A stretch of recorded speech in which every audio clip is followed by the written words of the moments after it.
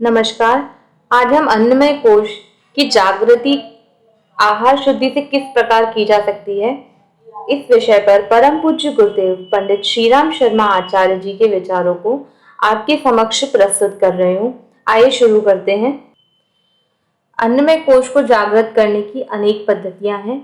ऐसी पद्धतियों में आहार शुद्धि, उपवास, आसन, तत्व शुद्धि और तपश्चर्या यह 5 मुख्य हैं। पहले हम आहार शुद्धि के विषय पर चर्चा करेंगे। आत्मिक प्रगति का मुख्य माध्यम मन है, वही बंधन और मोक्ष का कारण भी है। मन की चंचलता एवं कुटिलता को नियंत्रित करके ही अध्यात्म साधना के मार्ग से प्रगति होती है और सफलता भी मिलती है। मन का स्तर खाए हुए अन्न के अनुरूप बनता है। अस्तु साधना पथ के पथिक को सर्वप्रथम अपने आहार पर ध्यान देना चाहिए। अन्न के स्तर में जितना सात्विकता का समावेश होगा, मन उसी अनुपात में निर्मल बनता चला जाएगा। यह चिंतन की पवित्रता ही वासना, तृष्णा, अहंता आदि दुष्प्रवृत्तियों का नियमन कर पाती है। अन्नमय कोश प्रथम और प्रत्यक्ष है। उसकी साधना के लिए अन्न की गरिमा को ध्यान में रखते हुए आगे बढ़ने का प्रयास हमें करना चाहिए। तैत्तिरीय उपनिषद के 3/2 भाग में महर्षि भृगु ने तप करके यह जाना कि यह अन्न ही ब्रह्म है। यह तप ब्रह्म से जाना जाता है, तो वे अन्न तप करने लगे। छांदोग्य उपनिषद में ही कहा गया है, इस प्रकार ही खाए जाते अन्न का सूक्ष्म भाग होता है, वह ऊपर उठ जाता है, वह मन तंतु जाल बनता है। ऐसे ही पिए जाते हुए जलों का जो सूक्ष्म अंश होता है, वह ऊपर नितर आता है, वह प्राण जीवन हो जाता है। और ऐसे ही खाए हुए तेज का जो सूक्ष्म अंश होता है, वह ऊपर नितर आता है और वह वाणी बन जाती है। जो अन्न खाया जाता है वह 3 भागों में विभक्त हो जाता है, स्थूल अंश मल, मध्यम अंश रस, रक्त और मांस आदि, और सूक्ष्म अंश मन बन जाता है। छांदोग्य में कहा गया है कि अन्न की शुद्धता से मन की शुद्धता होती है। वाल्मीकि रामायण में कहा गया है कि मनुष्य जैसा अन्न खाता है वैसा ही उसके देवता भी बनते हैं। देवी भागवत में कहा गया है, आहार शुद्ध होने पर चित्त की शुद्धि होती है। इस निर्मल चित्त से ही धर्म का प्रकाश होता है। और अपनी स्थिति का विश्लेषण करते हुए महर्षि तैत्तिरीय कहते हैं, मैंने यह रहस्य भली प्रकार जान लिया है कि मैंने जैसा खाया वैसा ही बन गया। मेरी स्थिति अन्न पर ही आधारित रही है। अन्न के प्रति श्रद्धा रखी जाए, उसका महत्व ना घटाया जाए। अन्न में जीवट जीवनी शक्ति रहती है, वह प्राण स्वरूप है। उसका सेवन व्रत की तरह किया जाए। जो अन्न की गरिमा समझकर उसकी ब्रह्म समान उपासना करता है, वह कीर्तिवान, संपत्तिवान, बलिष्ठ और नेता बनता है। उसे ब्रह्म वर्चस्व की प्राप्ति होती है। तैत्तिरीय उपनिषद के 3वीं वल्ली के 7वें भाग में कहा है कि न केवल अन्न वरन जल भी आहार है। खाने की तरह पीना भी महत्वपूर्ण है, उसका भी मन स्थिति पर प्रभाव पड़ता है। जल भी अपने ढंग का खाद्य ही है। अस्तु आहार शुद्धि की तरह जल शुद्धि का भी हमें पूरा ध्यान रखना चाहिए। साधना प्रयोजनों में पवित्र नदी सरोवरों के जल को इसी दृष्टि से महत्वपूर्ण स्थान दिया जाता है। आहार स्वाद के लिए औषधि रूप में सेवन किया जाए, उसकी अंतर शक्ति को ध्यान में रखा जाए। वह जीवन है, जीवन का आधार है। यह समझते हुए उसकी स्वादिष्टता को नहीं, सात्विकता को ही महत्व दिया जाना चाहिए।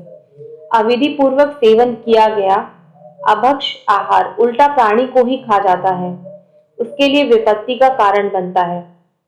घेरंड संहिता के 5/16 भाग में कहा है, जो व्यक्ति मिताहार के बिना ही योगाभ्यास प्रारंभ कर देता है, उसे अनेक रोग हो जाते हैं। योग की कुछ भी सिद्धि नहीं होती। मनुस्मृति के 5/4 भाग में कहा है, आलस्य और अन्न दोष से असामयिक अकाल मृत्यु होती है। चाणक्य ने कहा है, दीपक अंधेरा खाता है इसीलिए काजल को जन्म देता है। मनुष्य जैसा अन्न खाता है वैसा ही उसकी क्रिया एवं परंपरा उत्पन्न होती है। छांदोग्य में कहा है, जब आहार शुद्ध होता है तब वह सत्व अर्थात अंतःकरण शुद्ध होता है। उससे सभी कषाय कल्मशों की कुसंस्कारी ग्रंथियों का विनाश हो जाता है। साधक का आहार अनेक स्वादों का ना हो, एक ही पदार्थ व एक ही स्वाद उत्तम है। योगी भिक्षा में मिले विभिन्न पदार्थों को इकट्ठा करके एक स्वाद बना लेते हैं और यह उत्तम प्रक्रिया है। ब्रह्म पुराण में कहा गया है कि दलिया, सत्तू, जौ, खिचड़ी आदि रूखा घी रहित भोजन उपवास पूर्वक करता हुआ मनुष्य आत्म शुद्धि कर लेता है और आत्मबल प्राप्त करता है। पाशुपत ब्रह्मोपनिषद में कहा गया है, अभक्ष आहार त्याग देने से अंतःकरण पवित्र होता है, चित्त की शुद्धि स्वयं होने लगती है। इस चित्त शुद्धि के आधार पर सद्ज्ञान का उदय होता है और अवरोधों की ग्रंथियां खुल जाती हैं। भोजन प्रसन्न चित्त होकर किया जाए, उसे भगवान का प्रसाद मानकर खाया जाए। जो अनुपयोगी हो उसे खाने से पहले ही उठा दे। खाते समय नाक को ना सुकेड़े, ठूस ठूस कर ना खाएं, जल्दबाजी ना करें, कड़ी भूख लगे बिना ना खाया जाए, बार बार खाते रहने की आदत ना डालें। साधक को इन तथ्यों पर ध्यान रखने का निर्देश दिया गया है। मनुस्मृति के 2/54 भाग में कहा गया है कि भोजन को नित्य आदर की दृष्टि से देखें और अन्न की निंदा ना करते हुए प्रसन्नता पूर्वक भोजन करें तथा उसे देखकर प्रसन्न होवे और सर्वथा प्रशंसा करें। घेरंड संहिता में कहा गया है कि उदर के आधे भाग को अन्न से भरें, तीसरे भाग को जल से और चौथे भाग को वायु संचार के लिए रिक्त रखें। कुलार्णव तंत्र में कहा गया है कि दूसरे के अन्न से पेट भरकर जब हवन आदि करने वाले साधक का आधा फल उसके लिए चला जाता है जिसका अन्न खाया है। प्राचीन काल में योगाभ्यासी ऋषियों का भोजन परम सात्विक होता था। महर्षि कणाद अन्न के दाने बीन कर गुजारा करते थे। पिप्पलाद का आहार पीपल वृक्ष के फल थे। वन्य प्रदेशों में कंद मूल फल उपलब्ध थे, इसीलिए उनके निवास उसी क्षेत्र में होते थे। अतः वैसी स्थिति तो नहीं रही, पर जितना कुछ संभव है आहार की सात्विकता और व्यवस्था पर अधिकाधिक अंकुश रखना साधना की सफलता के लिए नितांत आवश्यक समझना चाहिए। वैज्ञानिकों ने भी इस विषय पर शोध कार्य किए हैं। Britain Manchester medical research institute ने इस विषय पर शोध कार्य हाथ में लिया कि आहार का मनुष्य और प्राणियों के स्वभाव, गुण तथा प्रकृति पर क्या प्रभाव पड़ता है। इसके लिए कई परीक्षण किए गए हैं। उनमें से एक इस प्रकार था कि चूहा स्वभावतः शांत प्रकृति का होता है, किसी से लड़ता झगड़ता या आक्रमण नहीं करता।